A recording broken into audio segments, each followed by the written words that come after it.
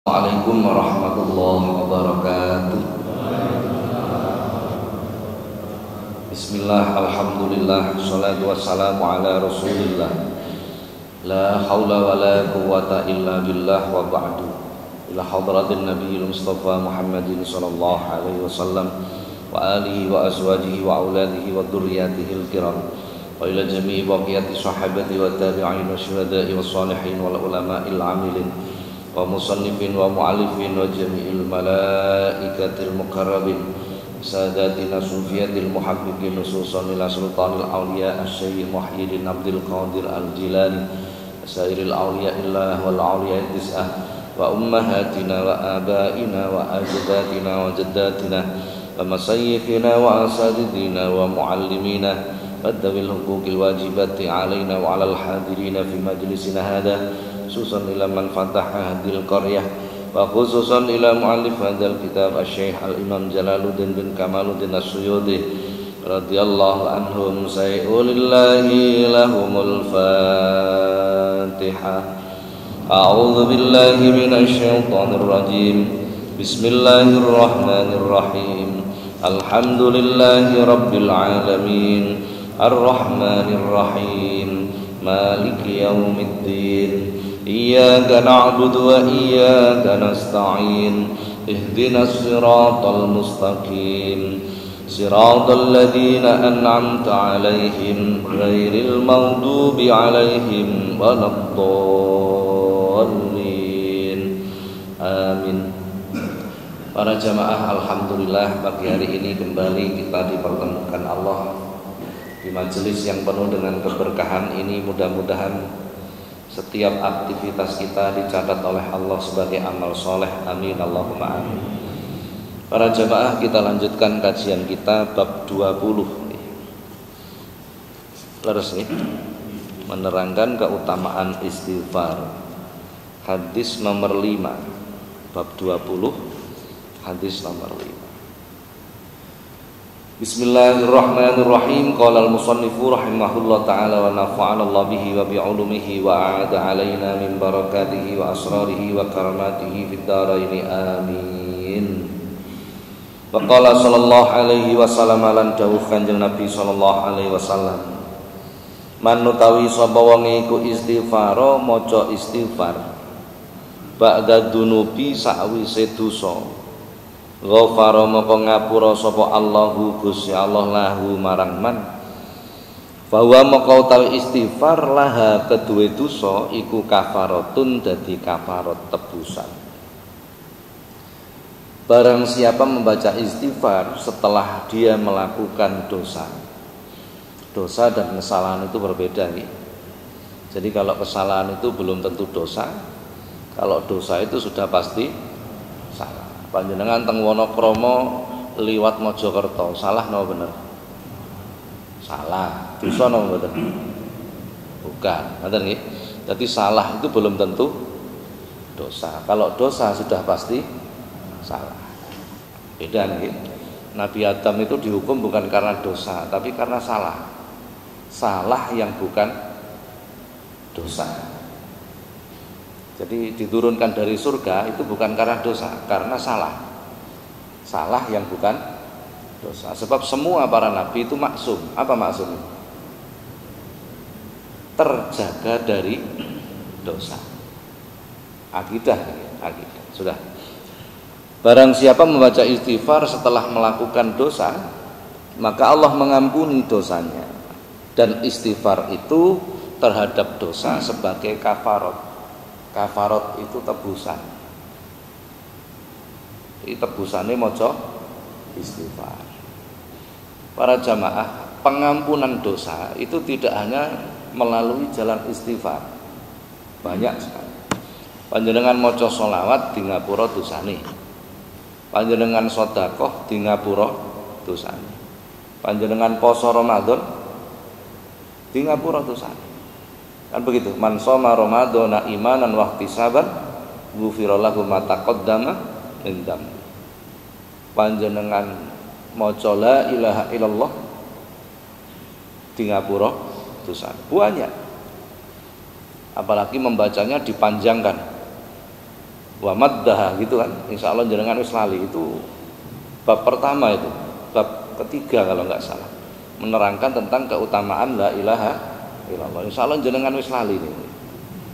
Kok macane la ilaha illallah itu wa maddaha, dengan memanjangkan, ta'ziman wa takriman, dengan niat mengagungkan Allah. La ilaha illallah iku ana dalile. Hadis 4.000 dosa besarnya diampuni. Kan begitu keterangannya. Sampeyan buka melih lah nggih.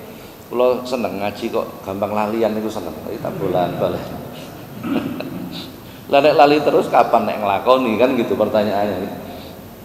4.000 dosa besar diampuni oleh Allah. Sahabat sempat bertanya itu, kan begitu ceritanya. Wa ilam yakun lahu dzambun kabirun, bila kami tidak punya dosa besar lagi gimana ya Rasulullah? Maka diampuni dosa keluarganya dan dosa tetangganya. Coba bayangkan. Niki dalile duwe omah tangga karo kiai, niki dalile.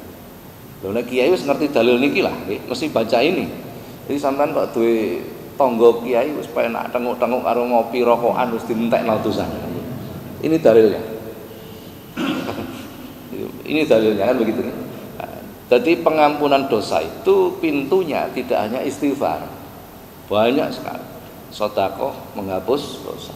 Birrul walidain menghapus dosa. Baca la ilaha illallah menghapus dosa. Puasa menghapus dosa. Lah perbedaannya, nah ini podo-podo menghapus dosanya. Perbedaannya dengan istighfar. Istighfar itu esensinya. Apa esensinya itu? Lah, begitulah pokoknya. Itu adalah pemahaman. Ngrumangsani nek dosa. Intinya di situ. Ini perbedaan pengampunan dosa dengan cara membaca istighfar dan dengan cara yang lain, itu perbedaannya di situ. Jadi kalau kita baca istighfar itu esensinya adalah ngrumangsani nek nglakoni dosa. Ini penting sekali. Pirang-pirang wong maca istighfar ning ora ngrumangsani nek dosa. Jadi baca istighfar itu dianggap wis bar salat wis sak mesine maca istighfar gitu saja. Tetapi hal yang paling utama ngrumangsani. Napa ngrumangsani niku? Sebenarnya lebih dalam dari merasa ngrumangsani itu. Jadi anggaplah merasa bahwa dirinya itu berdosa. Itu yang paling penting. Itu yang paling penting. Lah nek maca istighfar ning ora dibarengi ngrumangsani, lah maka istighfarnya itu seolah-olah meremehkan Allah. Sampeyan nyolong pencet kok karo muni bismillah tawakkaltu 'alallah. Bareng entek sitok terus astagfirullah ki mau barang colonganmu. Tapi ya sik dipangan wae gitu. Apa bedanya? Artinya kan tidak merasa bahwa itu sebuah dosa. Jadi yang penting itu ngrumangsani. Lah Allah begitu menghargai orang yang bisa introspeksi diri. Orang sing Allah itu begitu menghargai orang-orang sing iso ngrumangsani. Ini penting sekali. Jadi kok ana wong nglakoni ibadah, nggetu nek ibadah ning ora ngrumangsani, tidak merasa dirinya itu mempunyai hubungan dengan tetangga, hubungan dengan keluarga. Walaupun ibadahnya sebaik apapun kepada Allah, tetapi tidak ada nilainya. Ini ngrumangsani itu penting. Amat sangat penting. Jadi jiwa dari beragama itu ya ngrumangsani. Jadi bukan hanya casingnya, duduk kelambine, bukan bacaannya, bukan. Tapi semangat beragamanya itu berdasarkan apa? Ono wong guwetu salat, nggetu wiridan. Tapi ternyata tujuannya mung sekedar piye carane pangkat kundang-undang. Problem juga itu. Berarti apa yang dilakukan bukan karena Allah. Jadi esensi yang paling utama. Nah, jadi ini yang harus kita perhatikan. Sambut. Maka membaca istighfar itu hendaknya diawali atau dibarengi dengan perasaan. bahwa dirinya bersalah, dirinya berdosa kepada Allah. Panjenengan bar salat diaturi karo Kanjeng Nabi maca istighfar, artinya kita diminta introspeksi. Astagfirullahaladzim, ya Allah Gusti kula niki nggih salat ning durung iso khusyuk. Kira-kira jenengan ya rumangsa ngono apa ora nek maca istighfar bar salat. Koyoke kan hanya sekedar, betul enggak? Lah, jadi kita itu beragama kayaknya sekedar apalah ya. Sekedar hanya menjalankan begitu saja. Tetapi tidak masuk pada ruh atau jiwa beribadah itu sendiri. Nah begini ini butuh keilmuan yang tabahur. Tabahur itu nyegoro, butuh keilmuan yang mendalam, butuh kesungguhan dan lain sebagainya. Tidak hanya sekedar menggugurkan kewajiban.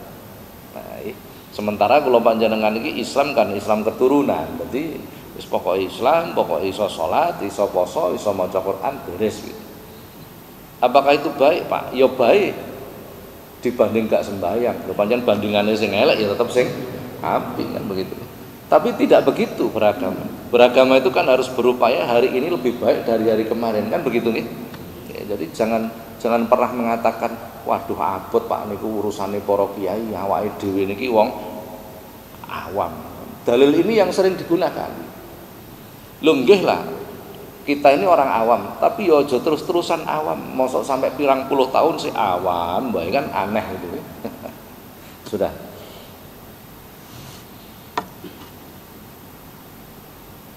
Kita lanjutkan hadis berikutnya. Qala sallallahu alaihi wasallam lan dawuh Kanjeng Nabi sallallahu alaihi wasallam. Idza kasura nalikane akeh ala ahadikum ing tese salah sijine sira kabeh apa adunubu dosa. Fal yatlub maka becik nyuprih sapa ahad al maghfirata ing pangapura bil istighfari kelawan maca istighfar. Bila seseorang itu merasa dosanya banyak, sing akeh niku wong iku gak ngrumangsani nek dosa niku sing akeh. Bila orang itu telah merasa dosanya banyak, ini luar biasa. Betul itu luar biasa. Nggih. Sebab kita itu cenderung egonya tinggi. Ndak gelem ngakoni kalau dosa kita itu banyak. Itu kecenderungan kita. Ya kita itu kula jenengan. Kita itu kula jenengan. Ning nek kula rada ngerti titik-titik lah dadi gak nemen-nemen. Nek jenengan koyo sik rada nemen, kira-kira begitu. Ini sekedar guyon mawon nggih. Nah, sehingga kita itu sulit untuk mau mengakui kalau itu dosa. Kita punya kecenderungan untuk membela diri. Betul kan? Lah, hal seperti ini yang sebenarnya tidak diinginkan oleh Allah. Enggak diinginkan. Allah itu tidak suka dengan orang-orang seperti itu. Allah itu lebih suka dengan orang yang mau mengoreksi dirinya dan apa ada. Itu disenangi kalih Gusti Allah. Walaupun seolah-olah hina di hadapan makhluk, tetapi mulia di sisi Allah. Sudah beres pun. Beres urusan. Nah, jadi ketika seseorang itu merasa dosanya banyak, berarti orang ini adalah orang baik. Wong niku nek ngrumangsani dosane akeh niku tandane wong apik. Wong niku nek ngrumangsani ra duwe dosa, wah niku susah, sulit terselamatkan. Kula niku sering ana tamu terus napa konsultasi lah. Pak Yai kula niki dos pundi, kula niki masalah kok bertubi-tubi. Ngeten durung mari ketambahan ngeten durung mari ketambahan ngeten. Burine niku sing mboten enak. Kula niki dosa napa? Lah ini berat. Berat iki. Sing lakoni dheke ditakokne aku, lho kan aneh. Itu tadi, bila orang itu tidak merasa dosanya apa, wah sulit terselamatkan. Sulit terselamatkan. Betul itu. Ya, jadi kok ana wong nglakoni dosa ning ora rumangsa, wah ini berat sekali sudah. Karuan wong niku nglakoni dosa ning rumangsani dosa. Wah, itu mudah, amat sangat mudah. Karena ngerti problemnya di mana. Maka hendaknya kita itu banyak-banyak introspeksi diri. Lah alat untuk mengintrospeksi diri itu ukurannya agama. Jangan keinginan kita rusak mengkumi agama. Oh tibake aku iki salah. Oh tibake aku iki keliru dan lain sebagainya. Ini penting sekali. Sudah. Ketika seseorang merasa bahwa dirinya banyak dosa, falyadlub al-maghfirah, maka carilah pengampunan dosa bil istighfari dengan membaca istighfar. Ketika telah merasa dosanya banyak, maka istighfar. Jadi pintunya melalui istighfar. Nah, bentuk istighfar niku kuatah. Jadi istighfar itu jangan jangan hanya sekedar kita pahami astaghfirullahaladzim. Tidak begitu saja, banyak sekali. Saya bacakan beberapa hadis. Idza sholaitu subha fa'aksiru minal istighfar, kata Rasulullah. Ketika kalian melakukan sholat subuh, maka perbanyaklah membaca istighfar, kata Rasulullah. Fakulna ya Rasulullah, alimna syai'an nastaghfirullah ta'ala bihi.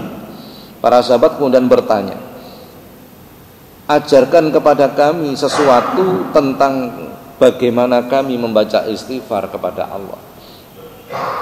Qalu, maka Rasulullah pun mengatakan, Allahumma inna nastaghfiruka wa natubu ilaik min kulli dzambin allamnahu aw lam na'lamhu fil laili aw nahari. Ini redaksinya begitu. Redaksi istighfarnya. Jadi bukan astaghfirullahaladzim. Salah satu contohnya.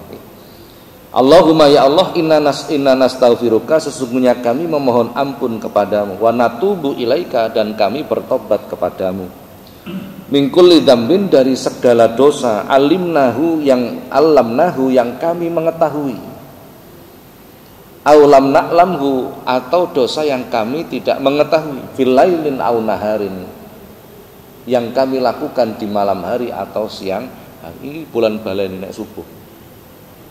Ketika subuh membaca ini diperbanyak. Redaksi istighfarnya seperti itu. Saya enggak terbiasa baca ini. Saya terbiasa membaca istighfar yang lain redaksinya. Dibaca sebelum subuh. Rasulullah mengatakan begitu.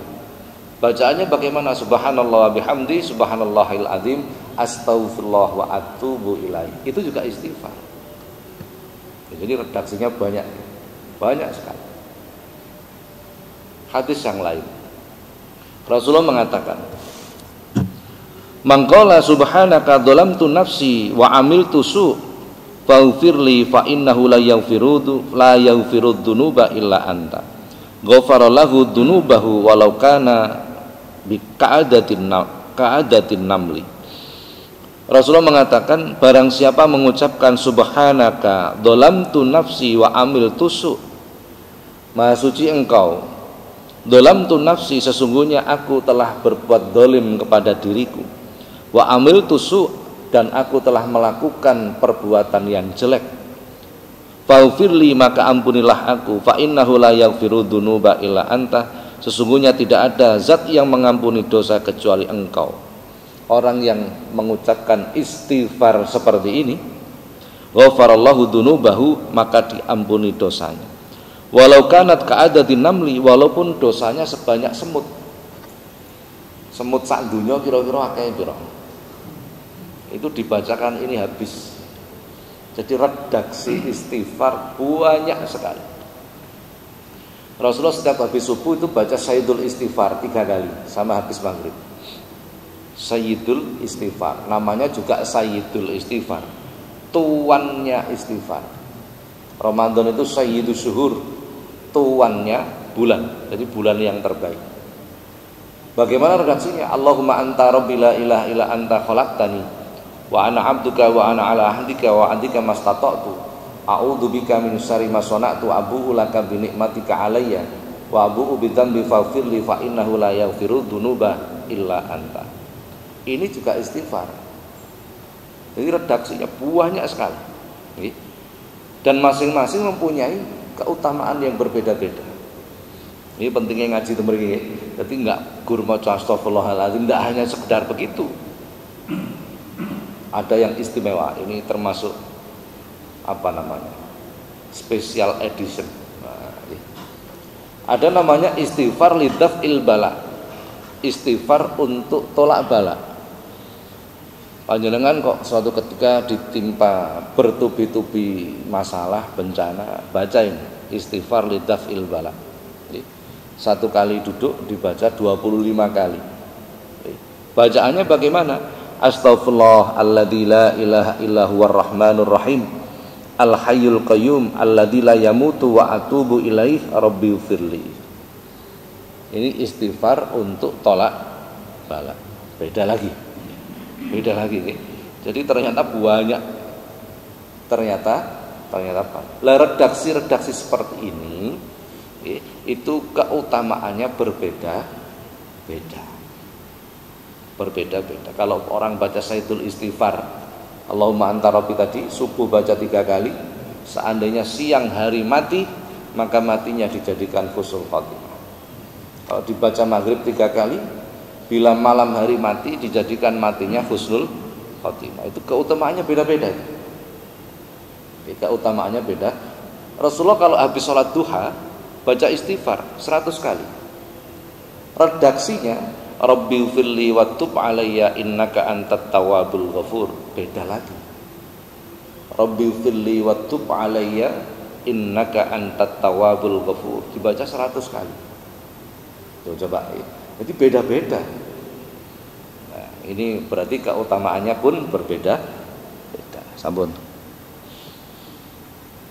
Kelanjutan hadis yang tadi, barang siapa memperbanyak istighfar di waktu subuh dengan bacaan Allahumma inna nastaghfiruka wa natubu ilaik min kulli dzambin allamnahu aw lam na'lamhu fil laili aw nahar faman wataba alaihi fatakhallahu lahu baban minar rizqi wa ghalaqa anhu baban min abwabil faqri.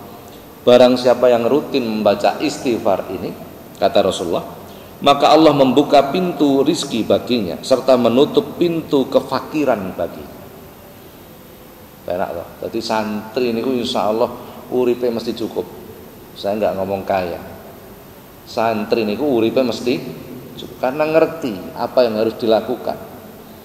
Aku kok kangenan rezeki, ini yang harus dilakukan. Aku kok kakean balak, ini yang harus dilakukan. Kok bolak-balik kena balak, kok bolak-balik kangelan, berarti gak patek santri ngoten mawon gak angel-angel nggih. Sampun. Faqala sallallahu alaihi wasallam lan dawuh Kanjeng Nabi sallallahu alaihi wasallam, idza kasrat nalikane akeh apa adzunubu pira-pira dosa ahadikum salah siji sira kabeh falyastaghfir maka becik maca istighfar sapa ahad Allah ing Gusti Allah. Niki sejalan. Bila seseorang itu banyak dosanya maka bacalah istighfar, mohonlah ampun kepada Allah Subhanahu wa taala. Sebab orang itu terkadang hidupnya menjadi sulit karena dosanya belum diampuni oleh Allah. Orang itu bila dosanya belum diampuni Allah, orang yang seperti ini tidak disukai oleh Allah. Nek ora disenengi Gusti Allah, uripe mesti angel. Artinya sulit itu tidak bisa merasakan kenikmatan. Wong urip itu kan kudune iso menikmati hidup, gitu. Sampeyan pilih pundi? Kuat tuku sate tapi gak oleh tuku sate. Perbandingannya, gak kuat tuku sate tapi oleh mangan sate. Pilih pundi jenengan? Ayo. Mampu tuku sate tapi gak oleh. Aja apa kan? Aku hipertensi. Gua duitnya kuat, aja tuku sate, tuku pabrike sate kuat. Ampun dah. Ning gak oleh mangan sate. Perbandingannya gak kuat tuku sate, ora duwe duit. Tapi oleh mangan sate. Pilih pundi jenengan? Pilihane loro, gak telu, loro. Lu enak sih nomor loro, betul. Walaupun ndak mampu, tapi oleh mangan sate. Minimal niku ngenteni walimatul akikah. Lu puto ngono ngenteni Idul Kurban gitu. Kadung nyiapno sunduke sate tibake diteri usus karo panitia.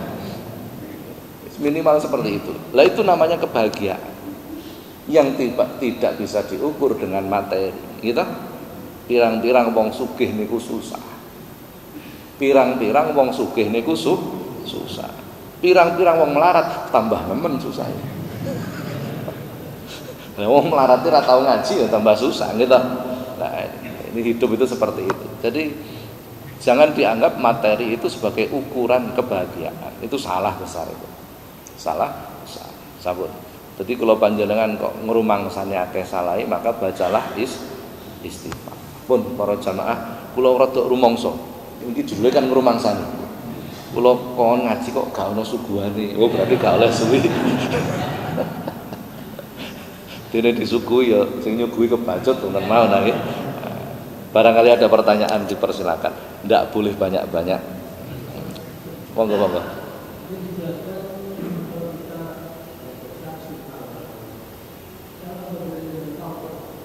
Nah, apa bedanya istighfar dengan tobat? Insya Allah bab 21 kalau nggak salah ya. Atau bab berapa itu? Setelah ini itu menerangkan tentang tobat. Atau setelah ini nanti ada menerangkan tentang tobat. Sekedar mau. Apa bedanya istighfar dengan tobat? Istighfar itu adalah mohon ampun. At-taubah itu artinya ar-rujuk, kembali. Jadi tobat itu artinya kembali. Kalau kita itu keluar dari jalur, kembali ke jalur, itu namanya at-taubah. Nah, bedanya dengan tobat itu begitu. Jadi kalau istighfar itu merasa dan mohon ampun. Kalau tobat itu perbuatan. Kita nyolongan, bujuan, kemudian kembali ke jalurnya. Gak nyolongan, gak bujuan. Itu namanya tobat. Nah, garis besarnya seperti itu. Insya Allah nanti bab tobat kami terangkan lagi di babnya, perdalam lagi di bab. Satu lagi mungkin. Iya monggo.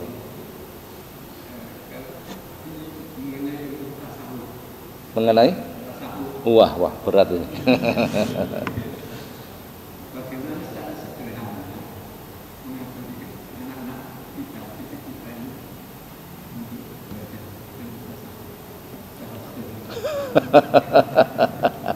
Mengajari anak-anak kita tentang ini bagaimana ini jawabannya. Ilmu yang wajib itu 3. Mungkin jangan cekeli tenan. Ilmu yang wajib itu cuma 3. Satu namanya ilmul fikhi. Ilmu fikih. Al-ilmul ladzi yusahhihul ibadah. Ilmu yang menjadikan ibadah kita benar.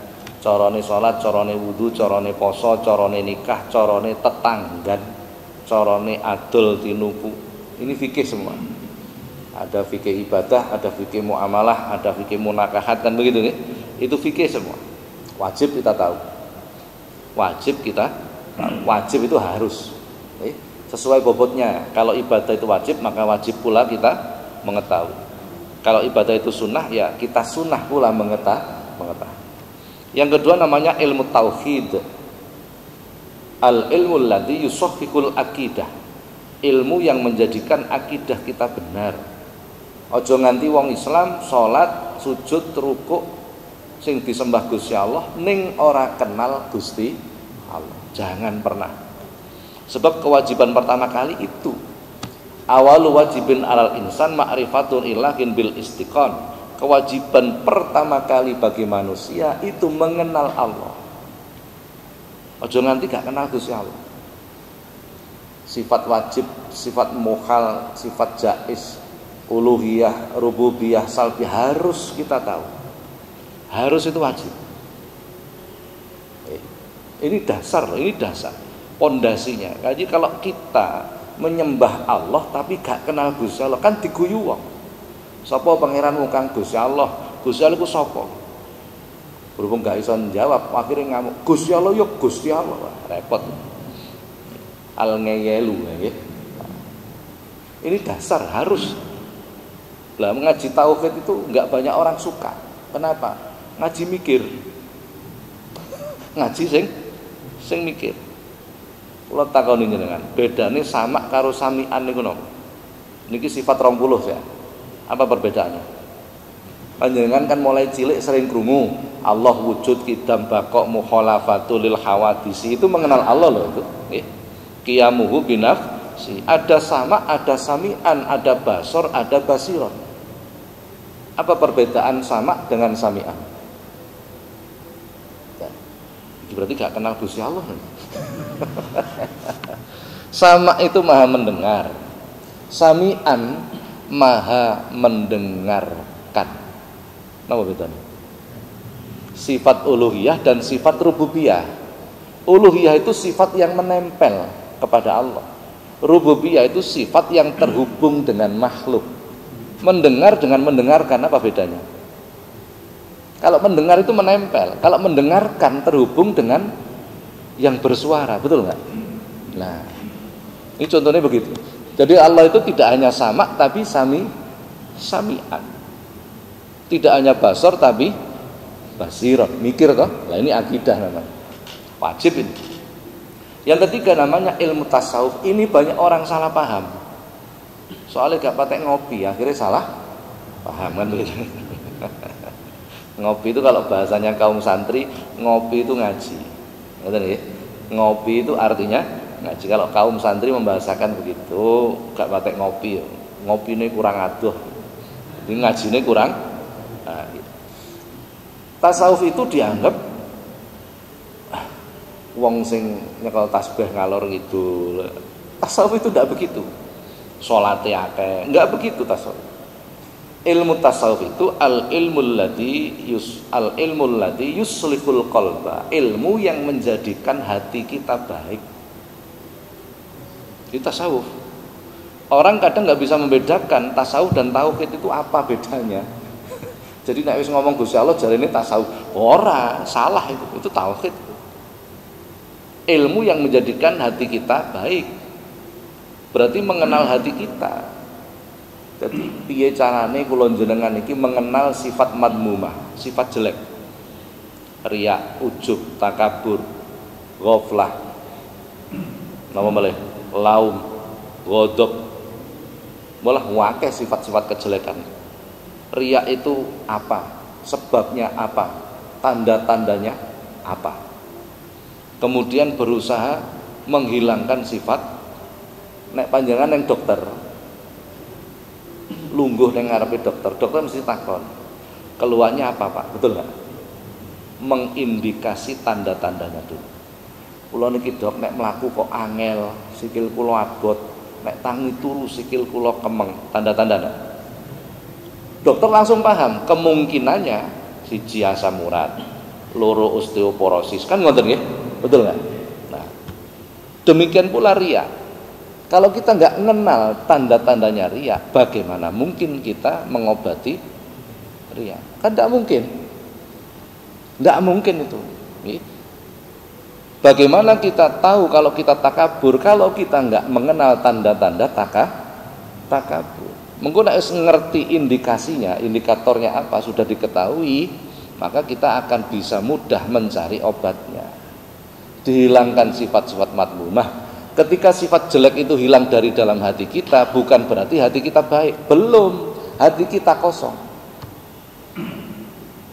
Tahap ketiga, tahap selanjutnya, kedua, mengisi sifat hati dengan sifat-sifat terpuji, sifat yang baik. Contohnya apa? Sabar, ikhlas, tawakal, ridho, qanaah, tahammul, syukur dan lain sebagainya. Bagaimana bisa mengisi hati kita dengan sifat kebaikan? Pertama, memakrifai sabar itu apa sih? Definisinya. Kenapa orang itu bisa disebut sabar? Oh, ini tanda-tandanya. Kalau kita bisa paham, kita bisa menanamkan dalam hati kita satu persatu. Kalau ngaji bab ilmu tasawuf itu di majelis kami sendiri itu kurang lebih sekitar 17 tahun. Seminggu sekali. Itu baru dasar ilmu. Panjenengan belajar fikih setiap hari, sehari 2 jam. Setiap hari belajar fikih sehari 2 jam, 4 tahun panjenengan dadi wong alim. Panjenengan belajar ilmu akidah sehari 2 jam. 2 tahun atau 3 tahun panjenengan dadi wong alim. Panjenengan belajar ilmu tasawuf sehari 2 jam per hari, tiap hari. 20 tahun belum apa-apa. Belum apa-apa. Betul itu. Jadi itu sudah masuk kepada intisari agama tasawuf. Jadi panjenengan talet bagaimana mengajarkan ilmu tasawuf kepada anak-anak kita. Kulo bingung jawabnya. Paling mudah adalah memperkenalkan akhlak kepada anak kita. Itu paling mudah ya, karena itu dasar. Jadi madrasatul ula, pendidikan pertama itu kan keluarga ya. Jadi akhlak itu yang utama. Akhlak kepada orang tua, akhlak kepada teman, akhlaknya orang tua kepada anak, akhlak kepada tetangga, akhlak ketika makan, minum, masuk kamar mandi dan lain sebagainya. Ini dasar yang amat sangat dasar. Karena tasawuf dengan akhlak itu berbeda. Beda ya? Berbeda ya? Orang beranggapan sama padahal tidak. Padahal tidak. Begitu, kurang lebih ngoten nggih. Jadi menerangkan itu butuh waktu yang begitu lama. Makanya kula niku heran, kok ana wong ra butuh ngaji. Kula niku heran. Padahal yang perlu kita pahami begitu banyak sekali. Ngoten. Para jamaah niki wis masuk makruh. Gorokan kula wis garing. Nek terusno niki makruh ngoten nggih. Dadi mboten apik. Mudah-mudahan Allah senantiasa memberikan pertolongan kepada kita, memberi kemudahan kepada kita. Mudah-mudahan manfaat. Al-Fatihah.